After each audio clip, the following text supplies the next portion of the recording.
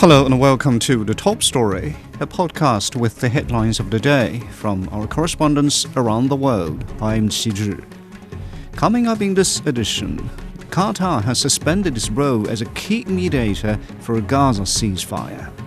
Chinese President Xi Jinping is attending the APEC Leaders Meeting in Peru this week. And Belgium is saying goodbye to 3 giant pandas before sending them back to China.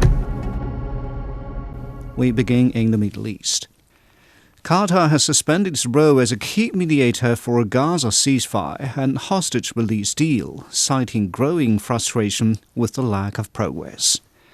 A foreign ministry spokesperson in Doha says Qatar will resume its efforts when Israel and Hamas show their willingness and seriousness to restart talks. Jonathan Regev has more from Tel Aviv. The big question is if Qatar is really doing this because it has come to the understanding that there's simply nothing can advance, or as a way to put pressure on Hamas. This due to pressure coming from the United States. We know that it was about 2 weeks ago when there was a proposal for what was known here as a small deal. A small number of hostages will be released from Gaza in return to a short time, maybe 14 days or so, of a ceasefire. And once Hamas said no, there was fury in the United States, and the Americans perhaps put pressure on Qatar. This report about Qatar freezing or suspending its mediation attempts came a few hours after another report surfaced saying that Qatar has asked the leaders of Hamas to leave Doha. It's a report that has been since denied. Whatever it is, on the table at the moment, there's no real proposal to move forward. That was Jonathan Regev in Tel Aviv. Meanwhile, Palestinian health officials have reported that at least 40 Palestinians have died in the latest Israeli strikes across Gaza, including 24 people in a residential building in Jabalia. The Israeli military said the strike on Jabalia targeted militants who were operating in the area and posed a threat to troops. Rami Al-Magari has more from Gaza.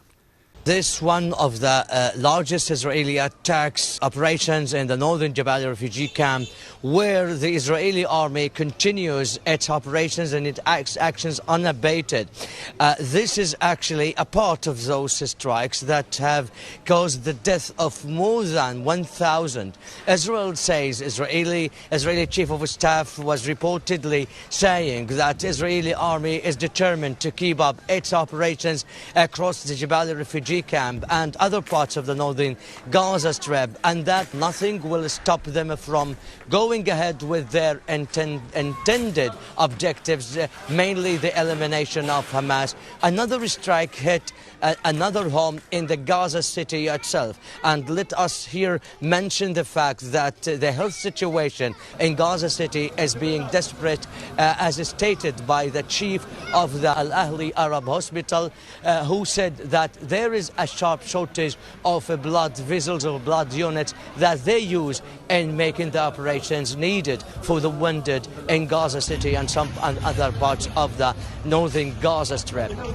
This comes against the backdrop of an Israeli statement by the coordination of the Israeli army activities in the territories that 11 truckloads of goods, including medicines and food and water, had entered the northern Gaza Strip. Israel has said it is now expanding the road in Kasafim and central Gaza Strip, that a crossing will be reopened to allow the entry of shipments of goods and commodities into the Gaza Strip. That was Rami Al-Magari in Gaza. In South America, this year marks 10 years since Chinese President Xi Jinping proposed the idea of building a community with a shared future with countries in Latin America and the Caribbean.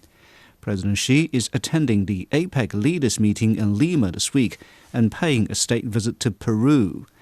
A key project in China-Peru ties is the Chancay port in the South American country. Alastair Baverstock reports from APEC.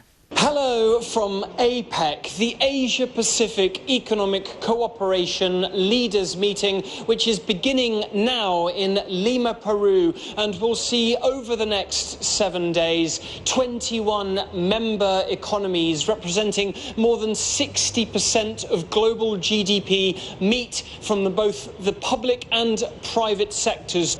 And this is all about promoting trade, promoting development, promoting cooperation and collaboration. So you can imagine Chilean wine here from Latin America ending up in Shanghai. We can think about Peruvian alpaca wool arriving in Hokkaido in Japan, where that movement turns it into a premium product. You can imagine Mexican tequila arriving in Beijing. But it's not only about commerce, it's about development, collaboration. How can Chinese EV technology, which has made such leaps and strides in recent years, help and become implemented in Latin America alongside all the vital infrastructure? It's public and private sectors here who will be talking about that. There's one major piece of news here in the region, and that is going to be the inauguration of the new Chancay port here on Peru's Pacific coast. This is a piece of infrastructure which has been built by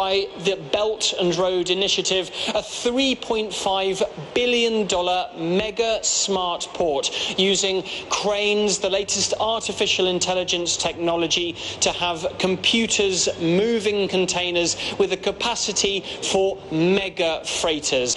Something coming from Brazil, which before would take 60 days, let's say, to reach Shanghai. That's going to cut this down to 24 days at its fastest. That is Alistair Baverstock on the future of connectivity between Asia and Latin America.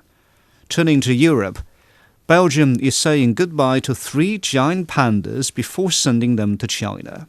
The bears born in Belgium will go into quarantine before starting their new lives at a giant panda base in southwest China next month. William Denslow reports.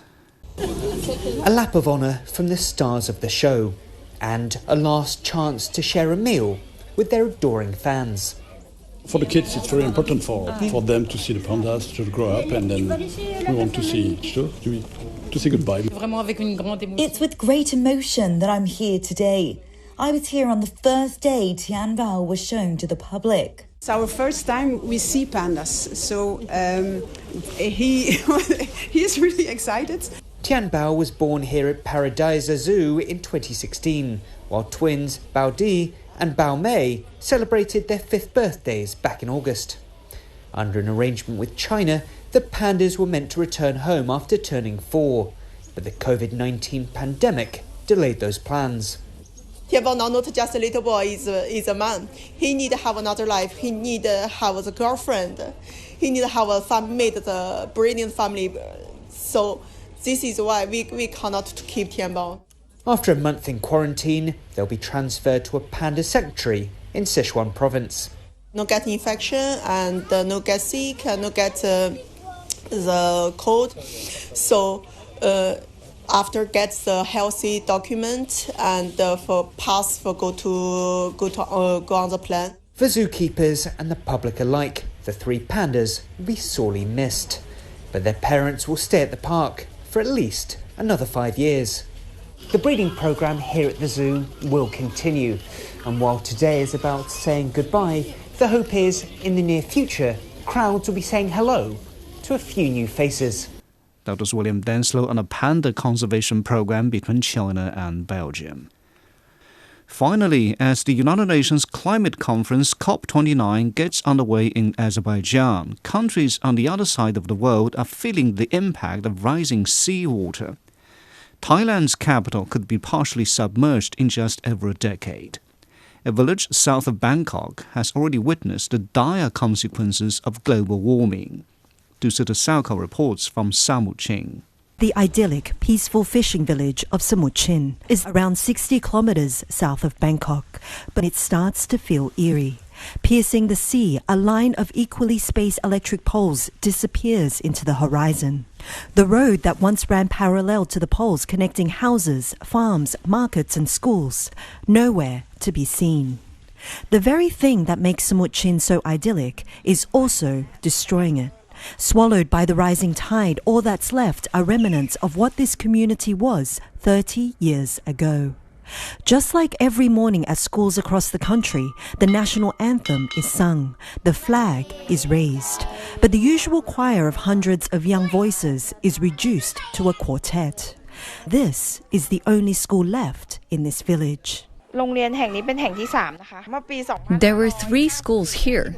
In 2011, when I first came to work here, there were about 32 students. But after more than 10 years, the number of students has decreased. I don't know what the numbers will be next year. Nothing is certain here. The school clings to routine that makes its world feel normal. But outside these classroom walls, everything seems to be a testament to a village on the brink.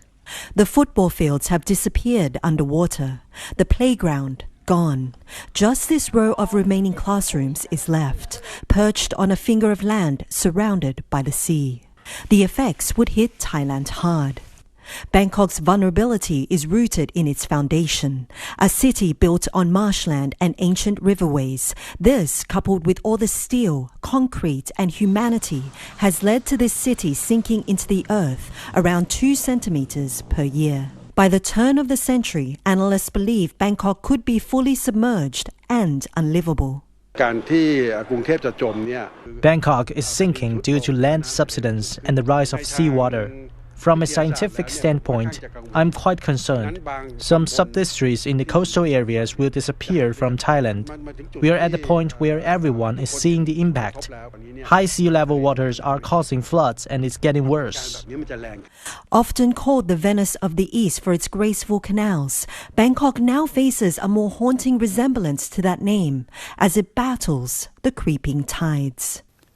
That was Dusita Saukau on the rising tides threatening a village in Thailand. Now recapping the headlines. Qatar has suspended its role as a key mediator for a Gaza ceasefire.